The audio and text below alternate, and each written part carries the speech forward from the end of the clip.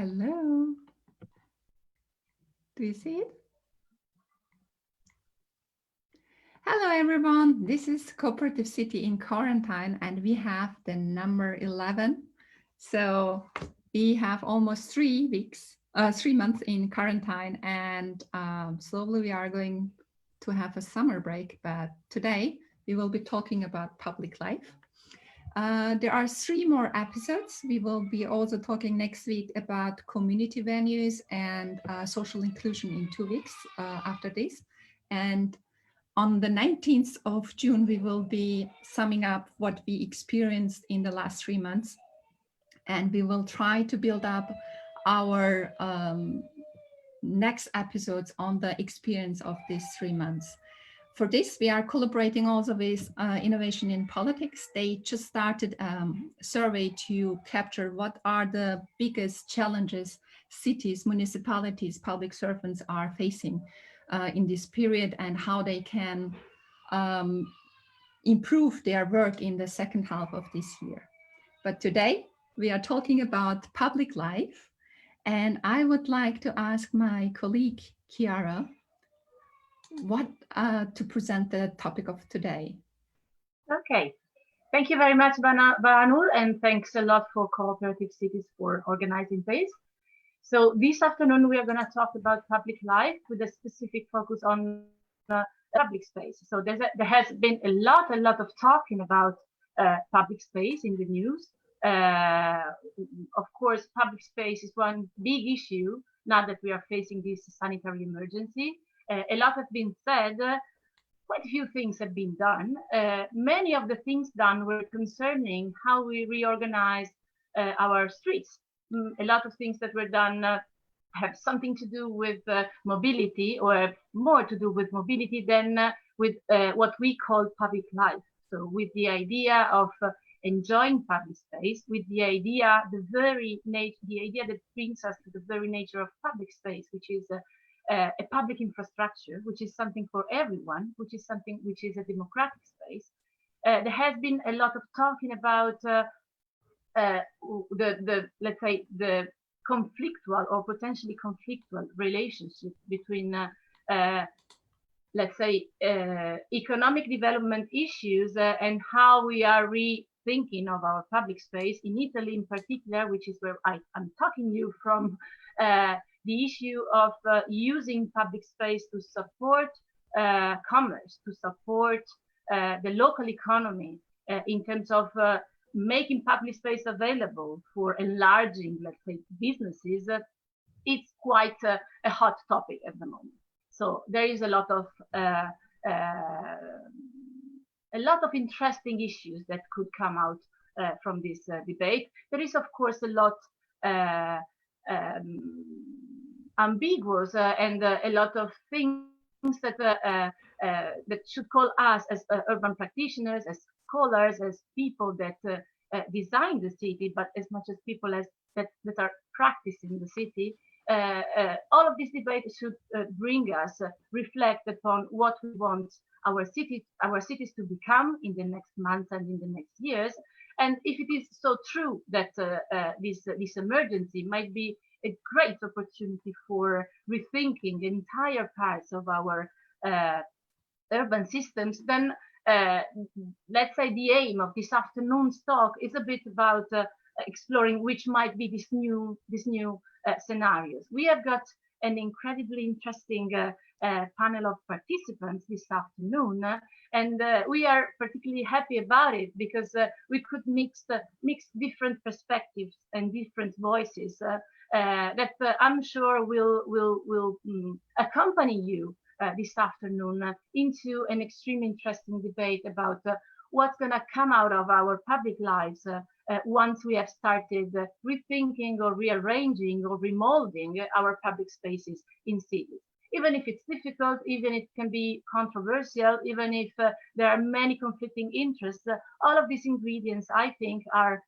the most interesting, let's say, part of the recipe. So I'm not gonna steal any more time to our speakers, because myself, I'm so interested and curious about what they are gonna tell us. I would start with Roland Krebs from Superwien.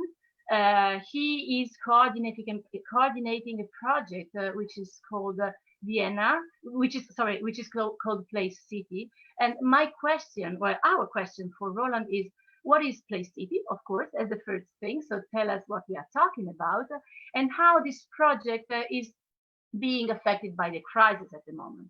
But I would also ask Roland if he can, in his answer, also tell us something more about how do you think cities can deal with the current situation and which kind of opportunities can occur out of these conditions that that all cities in Europe are facing. But in particular, we want you to tell us something about the city you work. Roland, the stage is yours. Thank you. Thank you for inviting me and having me. Hello from Vienna.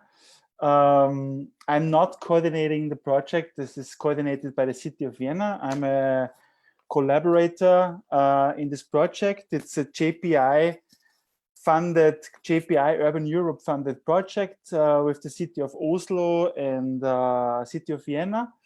And it's about how to use placemaking as a tool for urban regeneration. It's about how in Vienna we are dealing with activation of city centers. Vienna is a polycentric city with a lot of city centers or centralities, let's say, and we would like to explore a new possibility how to use placemaking to activate these centralities as a tool to include the grassroots, the young practitioners, the NGOs, you name it, the libraries, everybody who has an idea can contribute to the city with its own ideas. And the city use this energy to regenerate centralities. So that's the main idea. So it's about activation. And originally we had a big plan to start a lot of activation in March. And then all of a sudden it came with a big problem, and we were like, wow, what to do? We cannot do anything. We were just thinking 3 weeks after the lockdown, we were starting, hey, what can we do? And then it turns out that this is also a good opportunity for us planners and urban designers and city representatives, because cities are doing things much faster now. They are taking quick decisions and make it work. So the vice mayor of Vienna, she's a really energetic lady, and she said, okay, we will do a pop-up bike lane in the middle of the city. And everybody was, what? This is tomorrow. Okay, tomorrow there will be the bike lane. And the next day it was open. And normally it takes 10 years to talk about it. And this study and all the, the bureaucrats, but hey, politicians take this as an opportunity, and that moves fast. And I think this is what we should take from this opportunity. This as an opportunity to be more active in the cities, make more experiments with public spaces. Not all experiments are successful, but then we can evaluate and improve it, and people will like it, because after all, it's for the people, it's for the citizens, for the neighbors to activate their spaces. And I think the cities cannot do everything by themselves, so we need the NGOs, we need the restaurants, we need the shopkeepers, we need everybody to work towards a more economic development that is balanced, but activates the public space at the same time. Thank you very much, Roland. That's yeah, I'm in Vienna too, so I'm experiencing also the changes, and I have to admit it's amazing. I would like to ask Francesca, how is the situation in other cities? Did you observe certain challenges or other trends in other cities? Yeah, thanks for the question.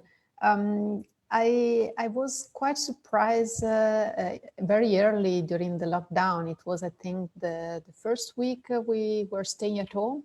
And I heard one of the chief designer working at the design office of city of Los Angeles saying something very plainly that was, well, with the current social distancing measure, one person in public space require as much space as a car, which is parked along the street.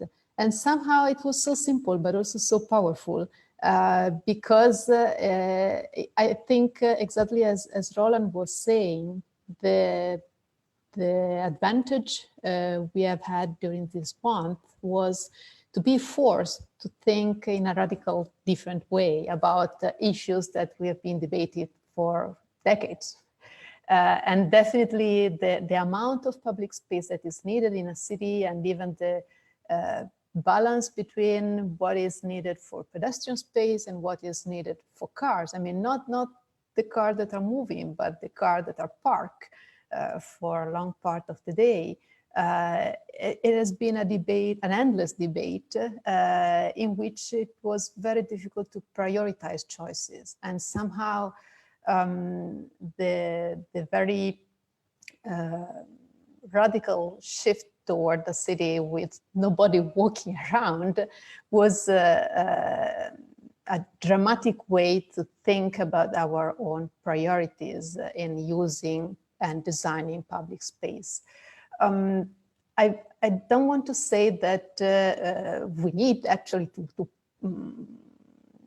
make white or blue lines in our squares or into parks, even if this is something that has happened recently. The most recent image I have seen is from a park in Toronto, but all over the Canadian cities and US cities, there are examples of parks that made visible the bubble into which people should stay in order to be safe while using and enjoying life outdoor after weeks locked in their homes.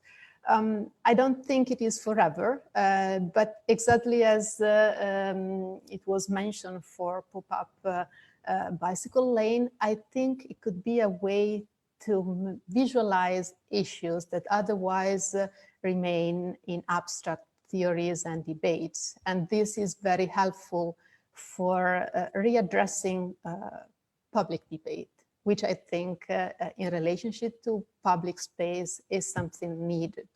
Because the other aspect in which this crisis force us to rethink our priorities and values is the relationship between what is the domestic space and what is the collective and public space. This, I think, will have further impact, even in terms of changes in the real estate market, for example. But right now, I have the impression that having images, powerful images of what could be different in our cities is the thing we need in order to have also some positive outcome from the crisis we are living. Thank you, Francesca. Actually, both Francesca and Roland were mentioning a couple of things that will help me introducing Cili Lohasz from Budapest, because Roland was talking about well, the relationship with the municipality and the fact that even politicians, I would say, are forced in this period to take faster decisions, to be much more proactive than before. And then the other issue that Francesca was mentioning is public space. And both of these elements are actually at the center of the experience that Cili can talk about. So the interventions you're working on, Cili, involve working with the municipality. And actually, if on the one side the current emergency has impacted what you do, you also have a new progressive mayor, which is in some way having a different impact on what you do. So we would like to know how a bit more about it. So how, let's say, the relationship with the municipality is impacting on what you do. And on the other side, again, referring quite a lot to the things that both Francesca and Roland were mentioning, what do you think can be a long-lasting outcome of your current work? Thank you very much for the invitation. So as said, I'm from Budapest, and this is the Danube in the back, showing that we work at the Danube embankment in Budapest. And in our last 10 years, we were trying to create public spaces along the river that are accessible for the people and not only for the cars. And recently, like since the last election in October, when we got the new mayor, we started to cooperate with the municipality on opening up a long road along the Danube, which was for decades only for the cars. And we started to lobby and cooperate and discuss with the mayors, with the municipality, to really do it this summer. And of course, it was in the program of the new mayor. So, I mean, it was an open door to enter. So already the cooperation was very different than in the previous era.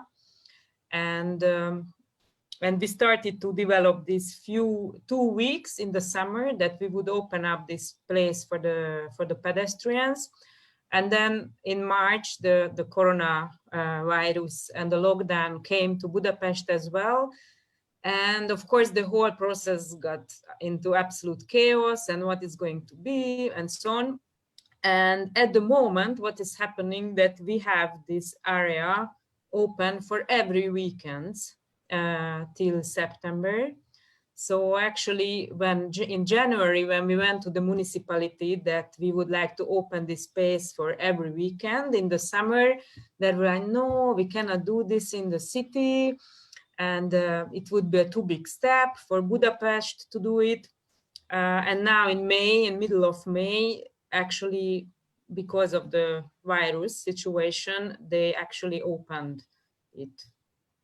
And it's actually a very big historical step because it's an area in Budapest which architects and urban planners are talking for decades how to reclaim it for the people and use the most beautiful area of the city actually for the people and not for the cars. And in this lockdown period, it just, in a way, smoothly happened. And for the future, I think this is now a very good experiment period to see how the city reacts on it and how the people start to use the space.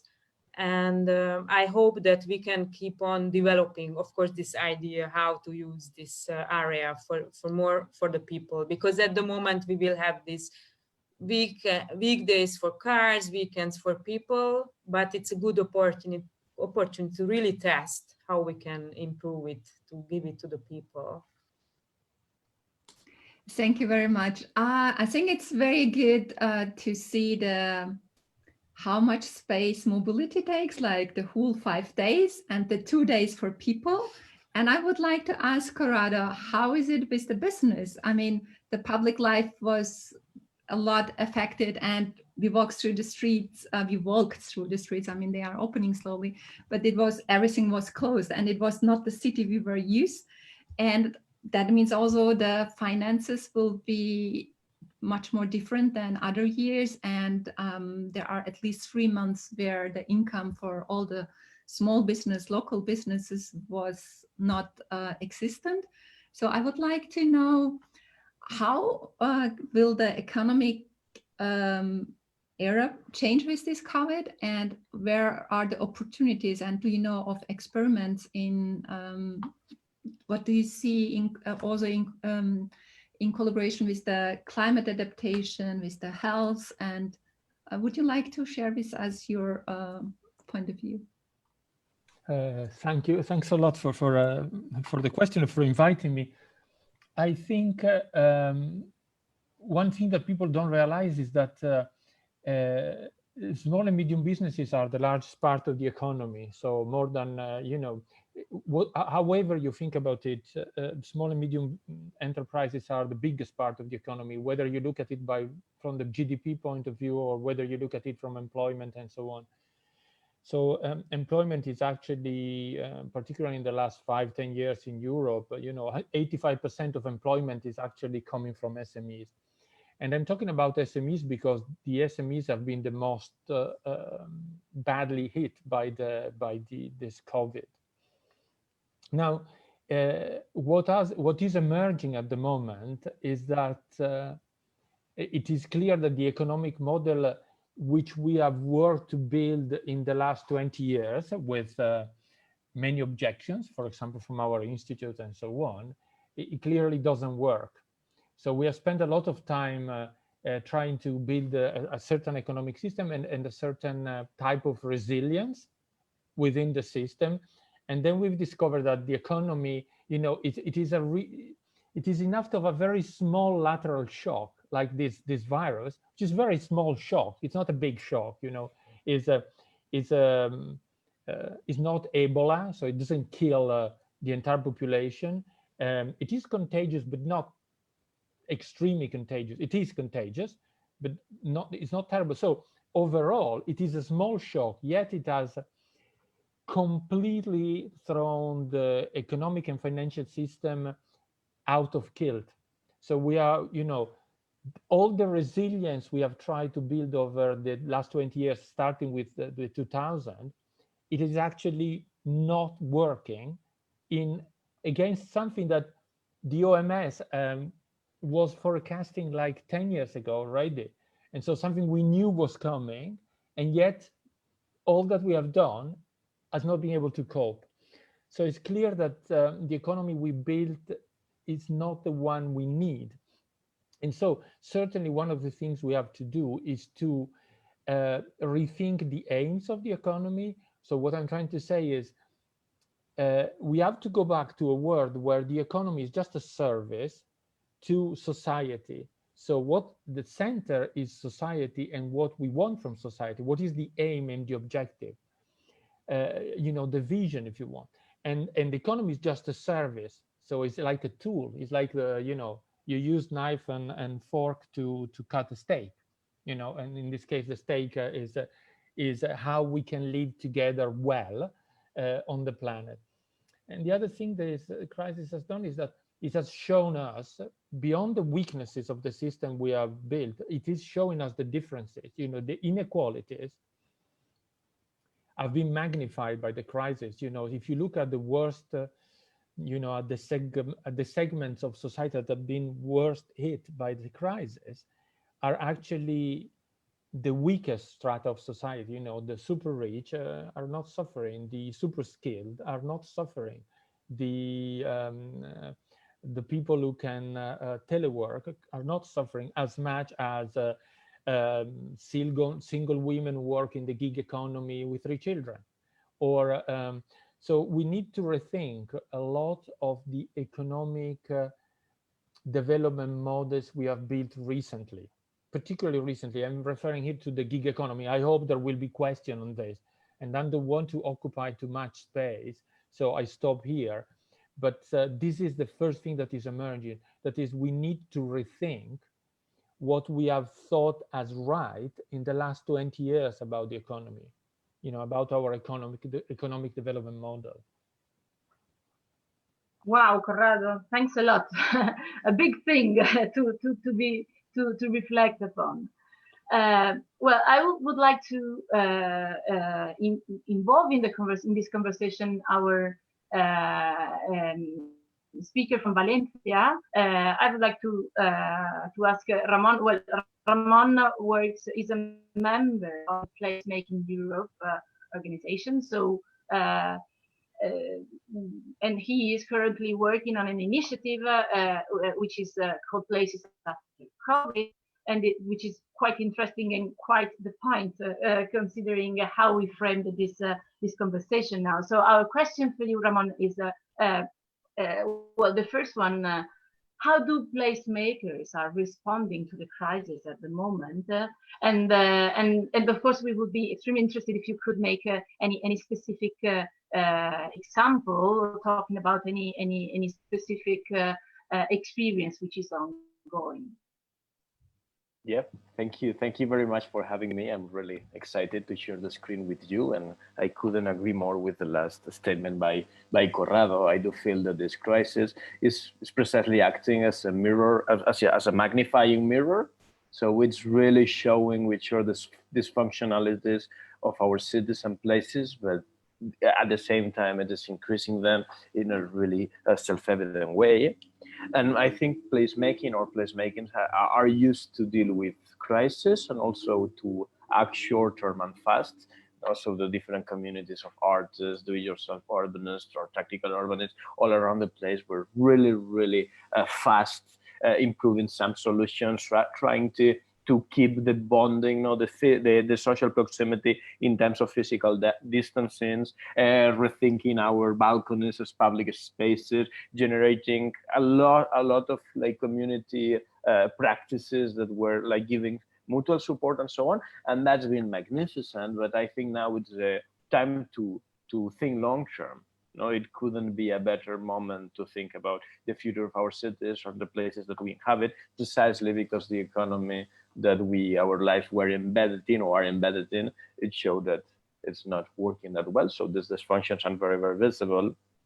So we want to take advantage of that, starting from the point that we think that the future should be a collective construction, and there are not many things that are inevitable. So we should shape that future together. And it's the time to do that, precisely because the specific crisis, that being a small shock, it showed also the big danger of these possible dystopias that are lurking somewhere. We are seeing like higher control, higher surveillance, and it all feels a bit scary. And we want to prevent that. We want to have a voice in this debate. We want to work together around Europe, like the great work that you're doing at the Cooperative City. We want to talk, we want to discuss, and that's why next week we are launching this online initiative, reclaiming the role of people and places to shape a better post-COVID world, and it's going to be called After COVID.City. So I hope you can check it next week. So Francesca, are you there? Okay. She just disappeared for a while, but maybe we can move forward. Oh, there she goes. There she goes. So as Ramon said, they started the initiative with the post-COVID cities with a new platform, and you are the editor of 6, and you are presenting already cases and news about the current situation. Would you like to highlight what your experience or what you find especially interesting in this job? Can I go? Yep. I think exactly as it was mentioned right now, the current crisis that the last few weeks help us to realize how urgent some of the issues we have debated for a number of years are, considering the current way we are living into cities. Another of the issues that started to be debated quite soon in the very first weeks of the lockdown was the idea of urban density. And this, again, I think is one of the issues that we will continue to discuss also in the next month or let's say in midterm, because it has implication on the way we conceive our life in cities. In the very beginning, it seems somehow that large cities were more difficult to be managed, and somehow it seemed that life in the village, even in in Italy or generally in Europe, there was a kind of rush towards second home in small villages in the Alps or in coastal places, just because they were perceived as more safe. And this is not the first time that something like that happened. I mean, it has been not only for health-related issues, but also for during economic crisis. There have been periods in which this balance between life in large cities that provide opportunities, but also expose people to some risk, were counterbalanced by rethinking life in small places, small town, villages, as an escape on the one hand, but on the other hand, also requiring these places to adjust to a kind of lifestyle that was not what they were intended for. So I think that one of the trends that somehow we will see better in the future is how to conceive the organization, the regional organization, and even the redistribution of resources and power between smaller and larger places.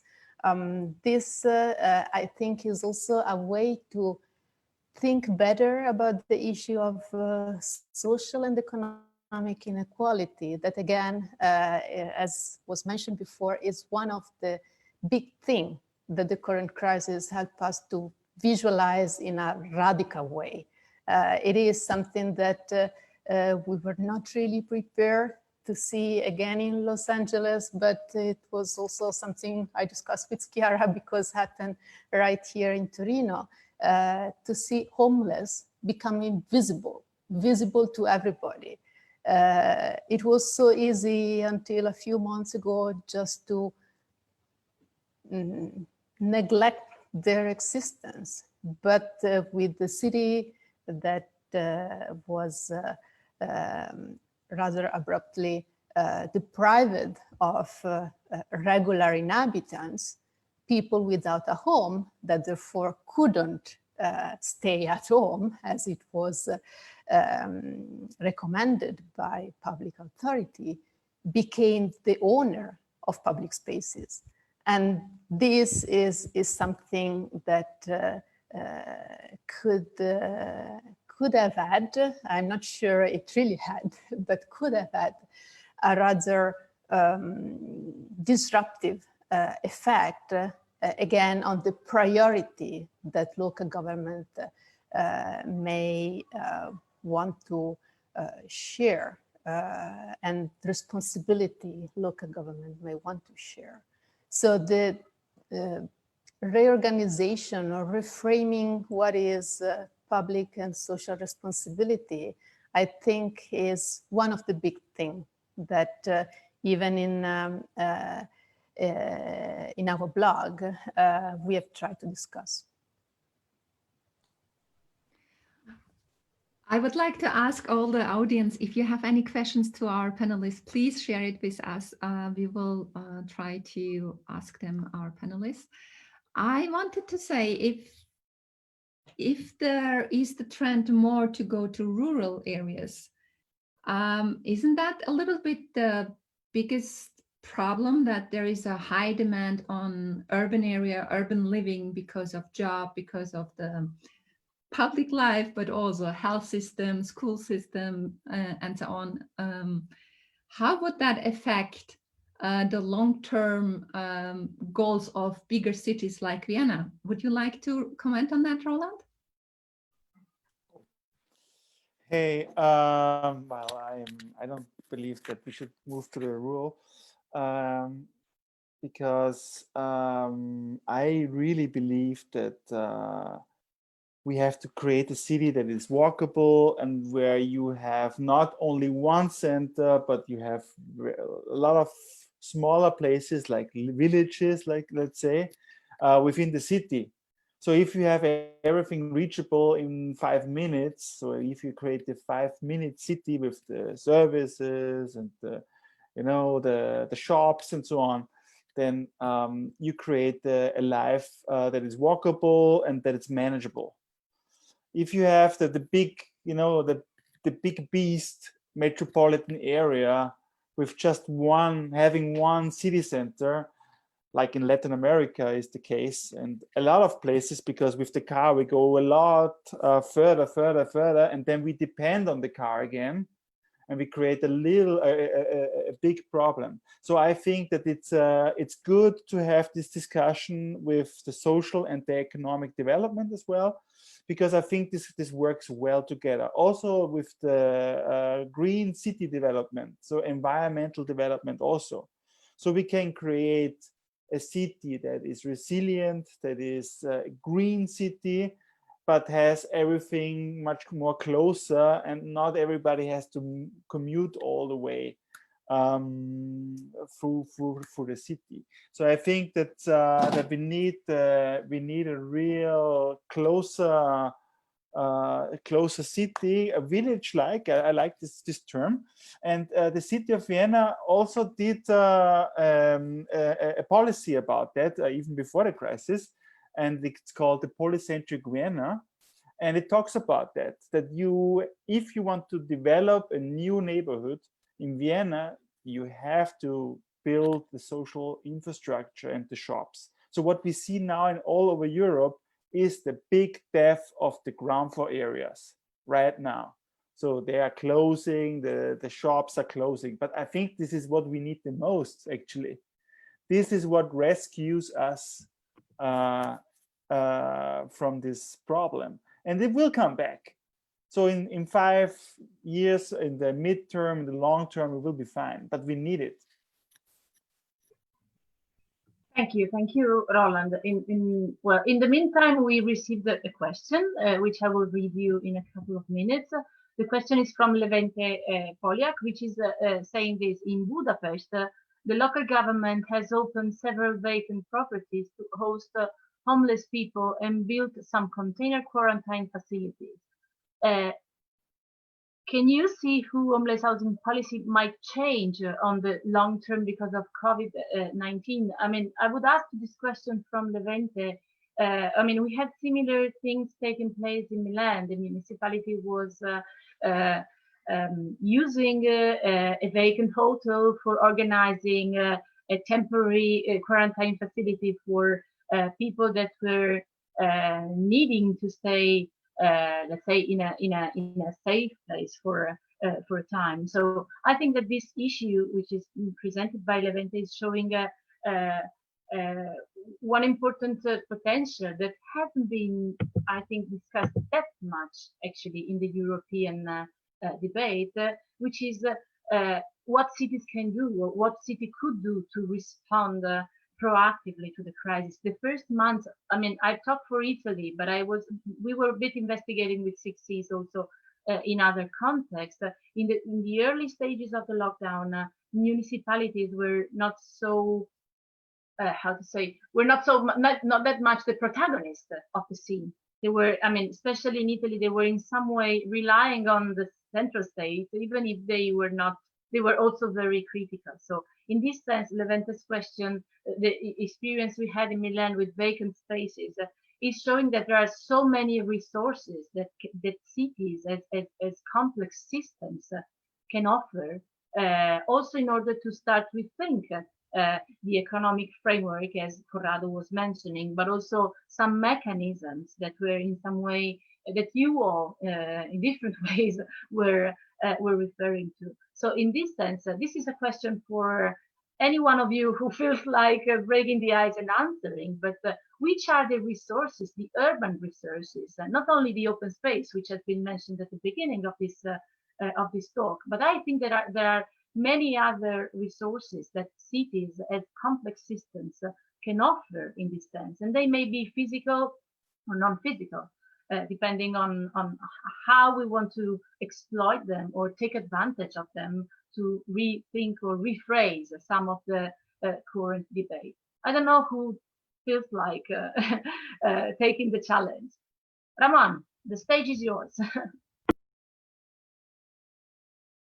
Sorry, I was muted. I have the feeling that the same that we are saying, like some tactical urbanism intervention, especially recovering public space in a temporary way, and it happens the same with bad things, no, or bad policies or wrong policies as the ones on surveillance, that we very well know that temporary measures have the strong tendency to stay longer than it was planned. So what we are seeing as well is somehow also we are observing for the first time since I remember tactical social policies. So people show that in a temporary way there are some things that are possible. So we've seen cities around Europe that, for instance, are stopping evictions. So there are non-evictions for a certain period of time. Or there is a solution for homeless. Or there is even, like today is a very happy day in Spain because the Congress, the Spanish Congress, has approved the temporary basic income. So it's a good moment to say, what if we are able, if it's financially possible and it's socially and politically possible to implement those solutions in a tactical way, what will happen if we use that potential for longer term transformative goals? So I think we are saying this window of opportunities or gaining new temporary rights that hopefully will stay for longer term. And I do think that cities have a really crucial role in this sense. Corrado. Yes, I just wanted to add, I completely agree with Ramon. It's very interesting because coming from very different angles, we are getting to the same place, you know. And the fact is, the fact that this crisis is showing us that many of the things we have chosen are actually not working means that we can start testing all the things we have in our more visionary models, and that we never took the risk of experimenting with. Certainly from an economic point of view, I mentioned two things here. From an economic point of view, one of the priorities has to become equity. So, you know, equity becomes priority compared to economic growth. But that is true also for cities.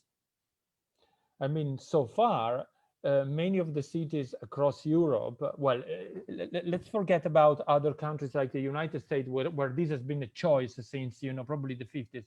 But many cities around Europe, particularly in the last 10, 15 years, have put economic growth before equity. Okay, so so attracting external investors and so on has become was a priority. And now what we are saying is that probably economic, you know, probably equity has to go before economic growth, or has to have the priority on economic growth, which doesn't mean we stop economic development, but it means that we do it with equity as a target rather than other targets. And that is a very important aspect. The second aspect I wanted to mention is that it becomes the right time to experiment with, not to experiment, but to force the entry of sustainable finance into the schemes. And that can definitely be done at city level. So where you build financial instruments for the recovery that are actually linked to ESG indicators, to environmental and social governance indicators, which normally is done at state level. But now we can do it at the local level.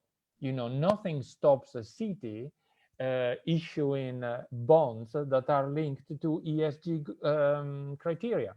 That would be so. Sorry, probably that requires translation. So I mean, nothing stops a city acting like now national governments do. So where you issue and sell and trade a bond that is linked to specific indicators of environmental and social growth, or environmental and social governance. And one of them can be equity, and the other can be, for example, can be linked to human rights. It can be linked to sustainable development goals. So I think through these instruments, we can force the door open to equity in economic development. I just have to mention that COVID is just a rehearsal. We know that climate change is coming. That is going to be COVID exponentially 4. I mean, it's going to be really a huge issue, particularly for cities that are going to be, that are going to see many of their very paradigmatic assumption fail suddenly, We have explored in Funding the Cooperative City, a publication of Utopian, a lot of models how communities can finance their activities with crowdfunding, with other models. But all our models, all our visions, all our strategies depend a bit on our old or current economic model. So if the ground floor is not working anymore, and that's one of the questions which pops up in the thread, if there is, as you said, no more local businesses or little local businesses, if the ground floor is empty, there are no shops and so on, how shall this even work? Do we have any examples, or do we have any vision how this could work? Who feels like answering? I think I would ask first Corrado, and perhaps then Francesca, and maybe Ramon wants to also contribute. I'm okay. So I'm going to give a very harsh answer.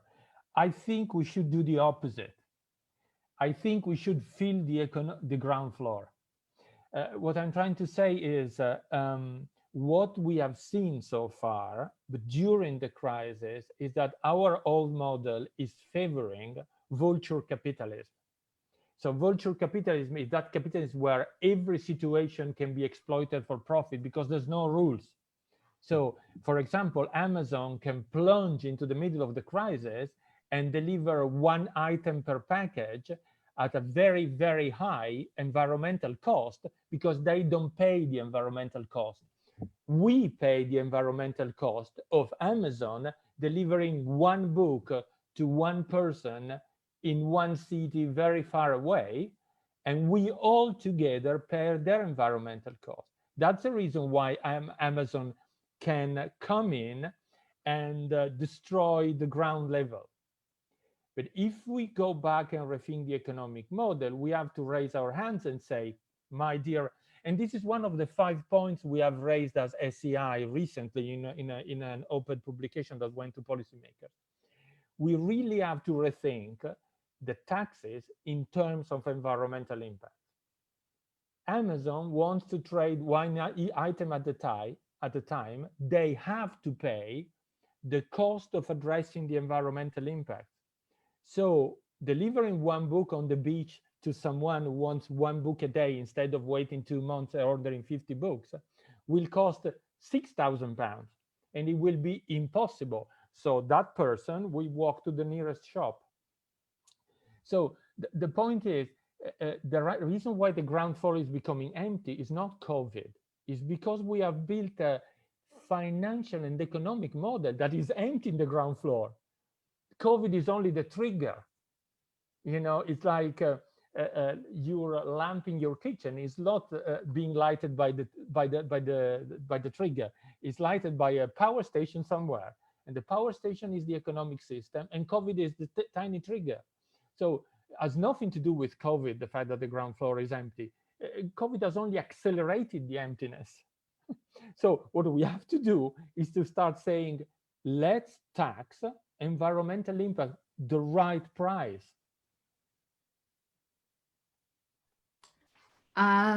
Ramon, do you think this is possible on a municipal level? Since you were so close with Valencia, you have a city aspect or city insight. How easy is it to change such things for municipalities and favor local businesses? I do think there are plenty of possibilities to do that. And I do think as well that one of the biggest mistakes of cities in the last decades is that they, consciously or not, have gave up a lot of power.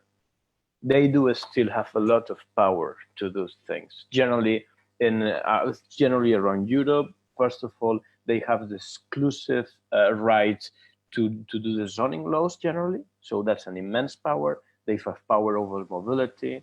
They own a bunch of assets, not only buildings, but also, and they manage public space. And we know that there is so it's super strong relationship between everything that's happened in the ground floor. So the ground floor and public space. So there are a lot of things to do. Probably most of environmental tax that are desirable obviously have to be applied at national level, but also, as I said, there are a lot of things to do. For instance, Barcelona has implemented socially protected ground floor. So that was the idea. We are very well used to social housing, but with Barcelona we say, okay, why not ground floors as well? Because there are specific neighborhoods that need some kind of business, maybe like fish shops or grocery shops or small bookshops and so on. And that's also now we show the need. It's very evident the need for this kind of shops, right? And this idea of this 15-minute city, or like the crisis that it's not allowing us to walk that much or to use the public transport. We realize what we need close by. So they have, as I said, regulations to promote certain type of business, public space regulations, zoning regulations, direct investments, and the direct ownership for certain buildings that are always a strategy located. So when someone, a policymaker or a mayor or an alderman is saying, oh, we don't have that much power anymore, don't trust him or her. Thank you, Ramon. If I can add something to what you two guys were mentioning until now about ground floors and the power that municipalities might have in specific conditions. I mean, I go back to what I was mentioning at the beginning of this talk. Italian cities, especially bigger cities, are now completely deregulating the occupation of public space for commercial spaces, because this is helping them making the most out of their businesses. So in this term, this was quick and apparently easy, as Roland was mentioning in the beginning. So this is the time for fast decision, because you have no time to think of it and change your mind and move to another option and then go back to the initial point and then start again with the reflection, which is what typically happens in Italian cities. But the issues you were mentioning has a lot to do, well, of course, on the one side with the potential power of municipalities to take strong decisions. This means you have to have extremely, as a municipality, you have to be extremely aware about your possibilities to act upon the local system. And this is a political decision. So you have to be powerful in political terms, to be capable to make maybe not so popular choices that look forward, that think on the long run. And in this sense, actually, I would like to involve Cili in the conversation, because what you are doing in Budapest is in some way to show the future, you know. And well, a question was coming from the audience about the experience in Budapest, which is, I think, really intercepting all the issues that both Ramon and Corrado were talking about, because actually opening the keys for pedestrian and bike traffic means or might mean that new potential is given to this space of the city that was in some way neglected or forgotten for a time. And this would mean that potentially also nightlife would happen there, and new forms of businesses, actually, because nightlife is a kind of business, and it is in between the very powerful ones that can in some way influence decisions at the municipal level. But if you govern it a clever way, this can also be, I mean, the governing of this sort of businesses can also be used by municipalities to rebalance urban conditions and to reduce pressure on specific areas, to rethink. This goes, I think, also in the direction of what Roland was mentioning about the 15 minutes. So this idea of having a more spread set of services that are in some way making or supporting small economic activities here and there in the city. So I would like to ask Cili if she I mean, which kind of future she can think of for the project that you're bringing about in Budapest. So temporary opening can have many futures, which is the most brilliant or the most successful one that you think of in your mind as you think of the Danube Keys. Yeah, thank you for the question. And I think it's, of course, it's a new space. After a while, it became overused, how to say it like that. And I think, especially in Budapest, we have this problem in one of the districts, which is this party zone, which got really abused and overused.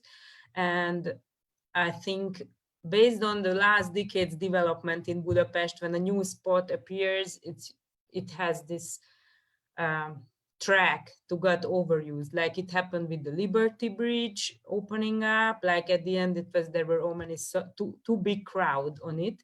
And I think this is something which we should take on from the last years, that when we start to create these new spaces, then we really need to, I don't like, but to regulate a bit better the economic aspect of a space, and even from tourism aspects. At the moment, we can watch the city without tourists. It's also very interesting to see what is happening in a city when the tourists are not there, and also to see that these areas are spread in the city, and not one single place will be overused.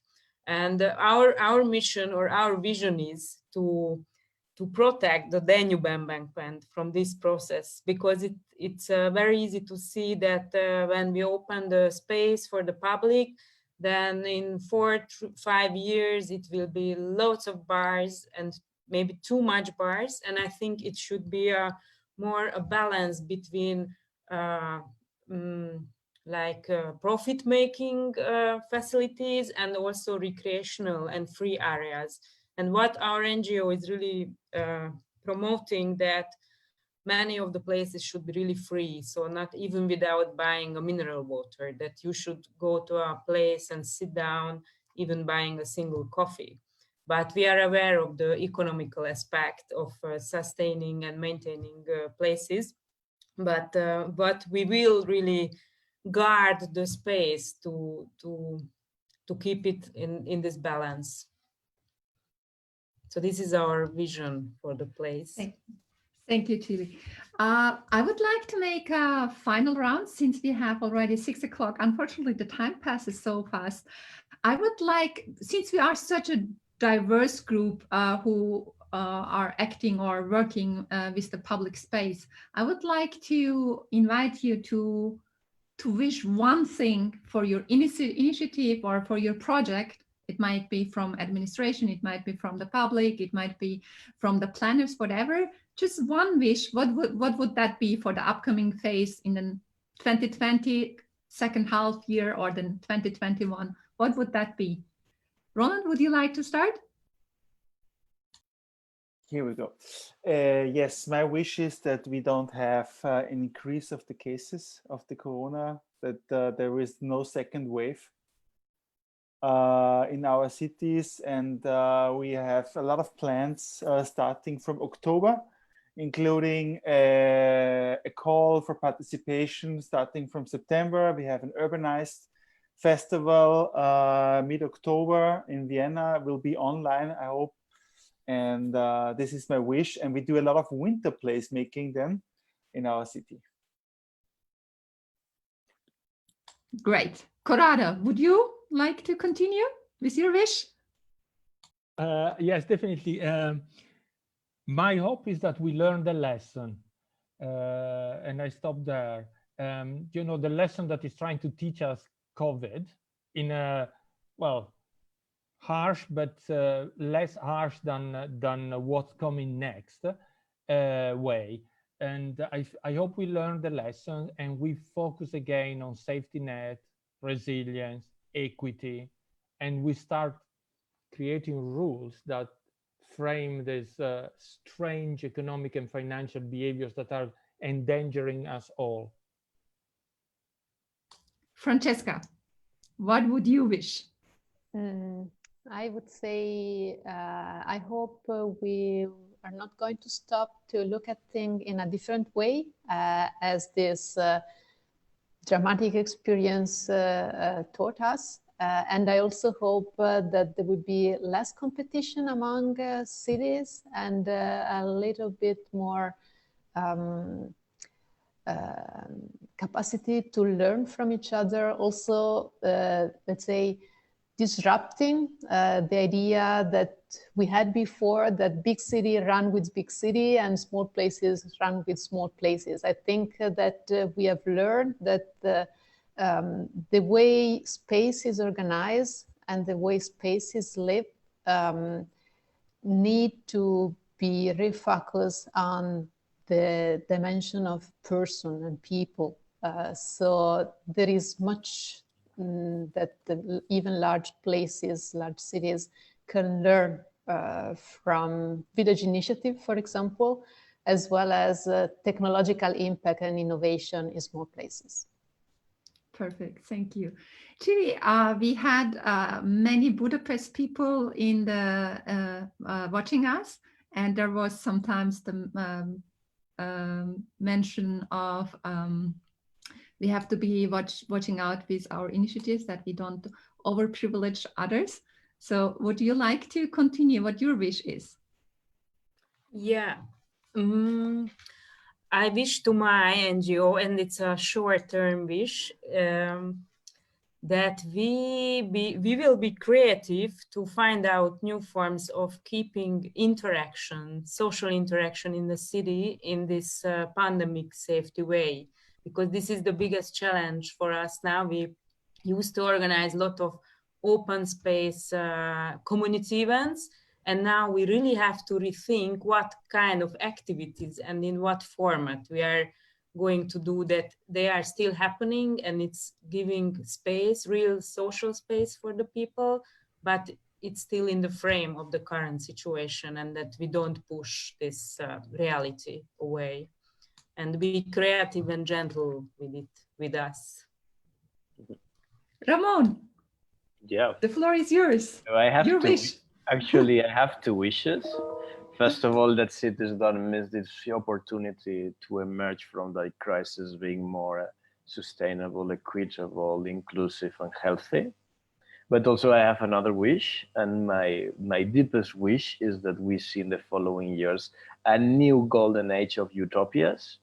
So we really, really have to be, and we have to do it together, bold again, imaginative, speculative, and look to the future. I think all radicals, practitioners, and researchers, we've been extremely focused on emergency and immediate improvements of situations. And it would be awesome if we together get slightly crazy and we really think about what's possible and push together the boundaries of what is possible.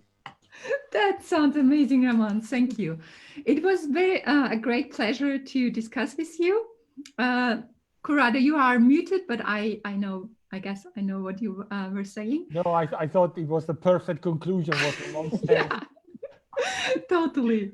It was a pleasure. I would like, Chiara, thank you a lot for co-moderating this event. Would you like to share with us your learnings, takeaways from this session today? Yes, I promise that it's going to be super quick. But actually, when we were starting the experience with the blog, with sixes.org, that's the blog we share with Corrado and Francesca, we were giving a title to our manifesto that was Future Ain't What It Used to Be. Because everything was changing, and we started it in the very early stages of the lockdown in Italy. But what I go back home, well, keep staying home with this afternoon is something that Ramon was telling at the beginning of his speech, that future is a collective construction. And I really think that what we should do, just taking the words of our speakers today, is to become much, much braver and to keep on thinking bold. So we were talking about the need of having powerful images to guide us through this rethinking and reconstruction of our, really of the frameworks in which we position our lives. And I really think that from this point of view, working on public space, working on public life can be an extremely interesting field of work, especially if we think of experiences like the one which was shown by Cili, or what Roland was telling us about Vienna. We need to experiment. We need to show that things can be feasible. Not because, well, of course, on the one side, because temporary things, especially in Italy, tend to become permanent, but that's a cultural problem. But temporary things are perfect to show to show a different reality, to show how a different organization of things, a different organization of priorities can be done, and to show that it is possible that new lifestyles can be achieved. If we do it all together, if we think of future as a collective construction, as a cooperative construction. So this is what I'm bringing on with me tonight, or keeping on with me tonight, this afternoon. I'm extremely thankful to all the people that were joining this talk, because it was extremely interesting and generative, imaginative. We all bring home extremely positive thoughts from this, and this is, of course, because of you. Thank you very much. It was a great experience. Thank you. Thank you very much. It was really a pleasure. And not only the future is a collaboration, but also the public life is a collaboration of each of us. We will be next week with you on Friday at 5, discussing about community venues, and the week after social inclusion. There is a survey going on. We would be very happy if you would share it with all public servants and all municipalities you know. We would like to be prepared for the upcoming seasons, and let's keep in touch. Take care and enjoy the rest of the weekend. Bye. Have a good weekend. It was beautiful. Ciao. Thank you. Bye-bye. Bye.